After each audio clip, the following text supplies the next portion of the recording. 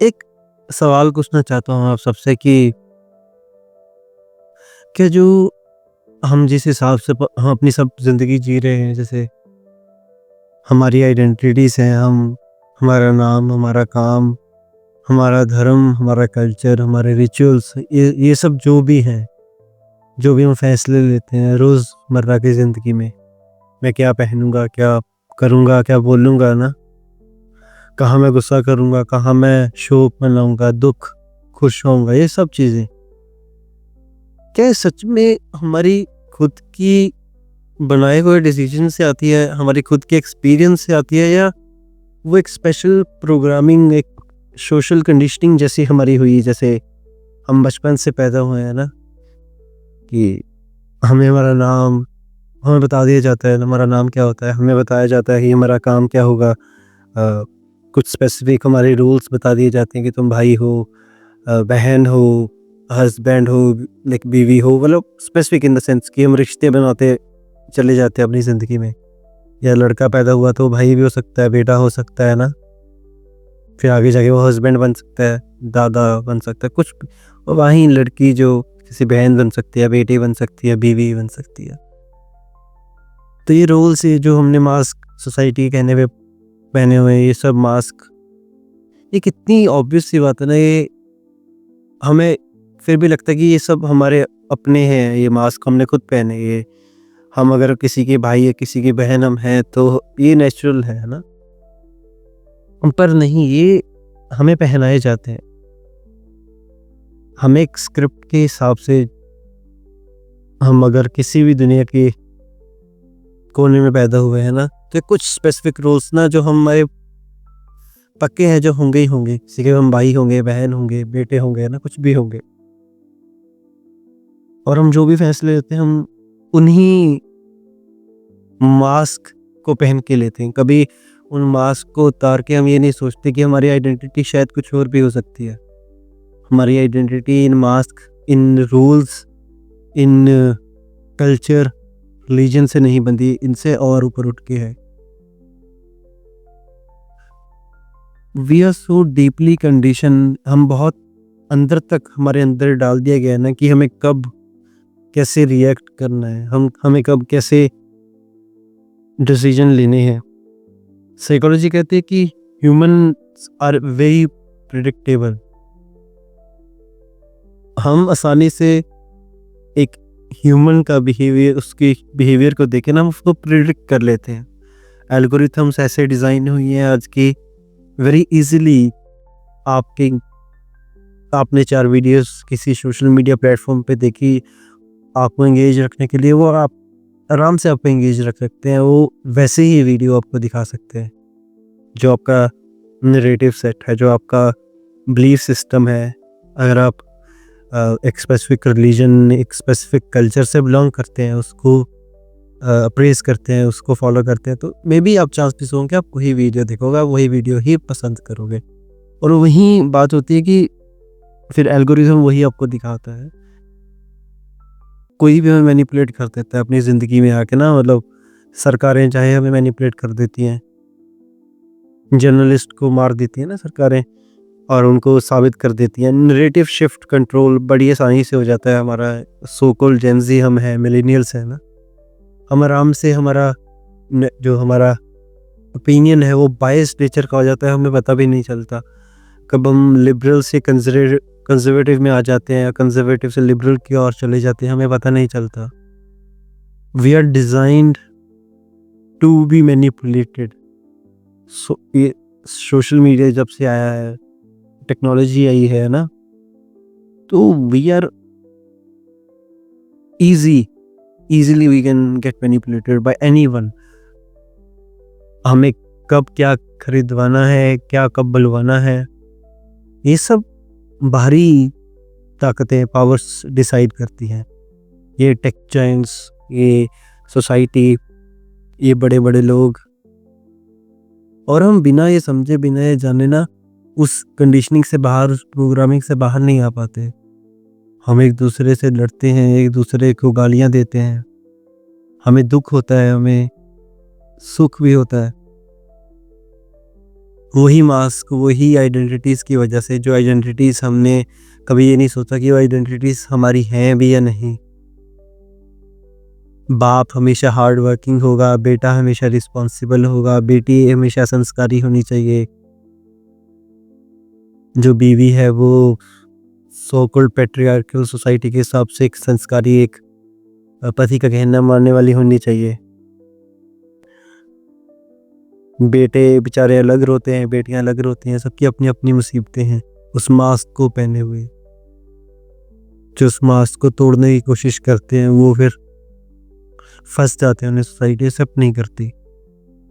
जो रेबल करते हैं उन्हें समाज गालियां देता है, उन्हें समाज कहता है कि तुम इस सोसाइटी में हमारे साथ नहीं रह सकते, तुम अपना खुद बनाओ। सोसाइटी हेट सिखाती है। हम हैं वो सोसाइटी, हम एक दूसरे को हेट करते हैं। हमें जब पता चलता कि सामने वाला हमारे कहने के अनुसार नहीं चलता, एक ह्यूमन नेचर है कि जब हमें किसी से हमने कुछ कहा ना, तो उसने नहीं माना, तो हमें सिखाया गया कि हमें नफरत होगी उस इंसान से, उसने क्यों नहीं माना।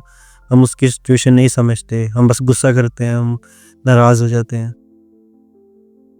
ये आइडेंटिटीज़ ने हमें इतना दुख दिया है शुरू से इंसान को।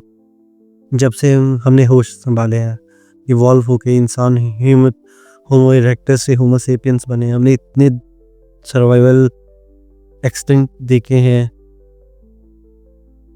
तो इस मास्क को पहनने की वजह से ना हमने बहुत दुख देखे हैं संसार में, इस सब लोगों ने। पर किसी ने इतनी हिम्मत नहीं की, कुछ चुनिंदा लोगों को छोड़कर, जैसे बुद्ध हुए, जिन्होंने अपना पूरा परिवार छोड़ दिया, जंगल में चले गए। कुछ लोग हैं जिन्होंने इतनी हिम्मत की, महावीर हुए। बहुत कम लोग हुए, पर उन्होंने अपने सब कुछ छोड़ छाड़ कर हिम्मत की इन आइडेंटिटी से बाहर भी देखा जाए। क्योंकि इंसान को इन आइडेंटिटी से बचपन में बांध दिया जाता है। लेकिन जब से हम बहुत छोटे होते हैं ना, साइकोलॉजिस्ट कहते हैं कि 4 से 10 साल की एज इतनी इनोसेंस, इतनी जब बच्चा 4 से 10 साल के बीच में होता है ना, तो उसको जो सिखाया जाएगा ना, उसकी फ्यूचर की सारी ज़िंदगी उसी प्रोग्रामिंग पे डिपेंडेंट करेगी। अगर उसको आप उसको ओपन माइंड सोच दोगे कि तुम बेटा सवाल करो, तो उसके ओपन माइंडेड हो गया। उसको मास्क पहन दोगे, सो कॉल्ड ट्रेडिशन फॉलो करोगे, रिचुअल्स के बारे में बताओगे, तो ऑब्वियस सी बात है वो नेचुरली वो उसी हिसाब से फैसले लेगा और एक्सट्रीमिस्ट बनेगा, कट्टरवादी सोच रखेगा, चाहे वो हिंदू, सिख हो, मुसलमान हो, कोई भी हो। तो हमें कभी इस सवाल पे, कभी भी मैं आपसे पूछता हूँ, कभी हमने क्यों नहीं सोचा इस सवाल पे कि आइडेंटिटीज हमें इतने दुख देती हैं। ये स्पेसिफिक रोल्स जो हमारे होते हैं, जो समाज ने हमारे टैग्स हमें दिए हैं ना, ये तुम ये करोगे तो, अगर तुम बेटे हो तुम बेटे का फ़र्ज़ निभाओगे, अगर तुम भाई हो भाई का फ़र्ज़ निभाओगे, अगर बाप हो बाप का फ़र्ज़ निभाओगे। पर ये किसने डिसाइड किया ये सब? मैं ये नहीं कहता रिस्पॉन्सिबिलिटीज़ से भाग जाना चाहिए। मैं बस ये बोलता हूँ कि रिस्पॉन्सिबिलिटीज़ को देखना चाहिए, क्या वो रिस्पॉन्सिबिलिटीज़ हमारी हैं या हम पे थोपी जा रही हैं। पैट्रियार्कल सोसाइटी कहती है कि जो मेल है, मेल डोमिनेंस है, वो हमेशा मेल को फीमेल का प्रोटेक्टर, उसको पालना, उसको सारी इच्छाएं जो हैं मेल को पूरी करनी है, वुमेन की। पर रियलिटी में क्या होता है कि उसको प्रोटेक्ट करने में, उसकी सारी इच्छाएं पूरी करने में ना, उसको सही रखने में, उसकी सब कुछ, उसका इच्छाएं पूरी करने में ना, इंसान जो मेल है उसकी सारी ज़िंदगी ख़त्म हो जाती है। पर वो हँस-हँस के करते था, क्यों? क्योंकि उसमें बता दिया गया है कि बेटा तुम अगर ये सब करोगे तो तुम्हारा एक रोल, जो अगर तुम हस्बैंड हो, तुम्हें सब कुछ करना पड़ेगा और तुम्हारे लिए ये प्राउड मोमेंट है। और हम वो दुख को भी, सफरिंग को भी आराम से सह लेते हैं कि यार चलो ये तो मेरा फ़र्ज़ था, मैंने कर दिया। एक माँ-बाप अपने बच्चों का बहुत करते हैं ना, इंडिया में स्पेशलिटी है कि माँ-बाप अपने बच्चों को सेट करने की, मतलब सो कॉल्ड कहते हैं सेट करना, उनको अच्छे से उनको लाइफ में सेटल करना है, तो वो हर कुछ करते हैं। अच्छी एजुकेशन, अच्छा खाना-पीना, अच्छा सब कुछ, अच्छा एनवायरनमेंट देने की कोशिश करते हैं। और वो तब तक देने की कोशिश करते हैं जब तक उनकी हिम्मत होती है, जब तक वो खुद घुटनों पर नहीं आ जाते, उनके पैसे ख़त्म नहीं हो जाते, उनके रिसोर्सेज ख़त्म नहीं हो जाते। मैंने कई बार देखा कि माँ-बाप अपनी सब चीज़ें, सारी सैलरी, सारी सेविंग लगा देते हैं एक अपने बच्चों को पढ़ाने लिखाने में, अपनी बेटियों की स्पेशलिटी इंडिया में शादी करने के लिए। तो जब वो आप बूढ़े हो जाते हैं, एक स्पेसिफिक एज में आ जाते हैं 60-70s में, तो उनके पास इतने रिसोर्सेस नहीं होते, वो खुद सर्वाइव कैसे करें। और कई बार बच्चे साथ देते हैं, कई बार बच्चे नहीं साथ देते, तो ये रिस्पॉन्सिबिलिटी उन पे ये टैग भारी पड़ गया। क्योंकि हमें बताया गया कि तुम अगर अपने बच्चों का साथ नहीं दोगे तो तुम्हें सोसाइटी कहेगी यार ये कैसा बाप है, कैसी माँ है, इन्होंने तो अपने बच्चों का सोचा ही नहीं, ये तो सिर्फ अपना ही सोचते रह गए। पर अपना सोचना सेल्फिशनेस कैसे हो गई? हाँ, मैं मानता हूँ कि ये एक रिस्पॉन्सिबिलिटी होती है, चलो चलो ठीक है, एक माँ-बाप की अपने बच्चों के प्रति, तो अपने सारे रिसोर्सेज़ अपने बच्चों को दे देना, अपने लिए कुछ ना रखना कि मेरे बच्चे सेट हो जाएँगे। एक इन्वेस्टमेंट के तौर तौर पर कि चलो कल बच्चे हमें देख लेंगे, पर बच्चे कई बार नहीं देखते। मेजॉरिटी ऑफ टाइम यही होता है कि माँ-बाप को दुःख सहने पड़ते हैं और वो कुछ बोल ही नहीं सकते। वो अपनी प्राउडनेस में रहते हैं कि हमने तो सारे पैसे अपने तुम पे लगा दिए, रिसोर्सेज़, अब तुम हमें चाहे वृद्धाश्रम में छोड़ दो, चाहे हमें गलियों में, सड़कों पर रुलने के लिए छोड़ दो। पर वो प्राउडनेस, वो ब्लैकमेलिंग करते रहते हैं अपने बच्चों की, जो उन्होंने सही थी अपने बाप-माप से। तो ये टैग्स ना बहुत दुःख देते हैं। ये प्रोग्रामिंग, ये सोशल कंडीशनिंग हमें इतना दुःख देते हैं, हम फिर भी नहीं सोचते। कभी तो बैठकर मैं आपसे बस एक लास्ट सवाल पूछना चाहता हूँ कि सच में आपके रोल्स आपको एक झूठी प्राउडनेस देते हैं कि नहीं देते?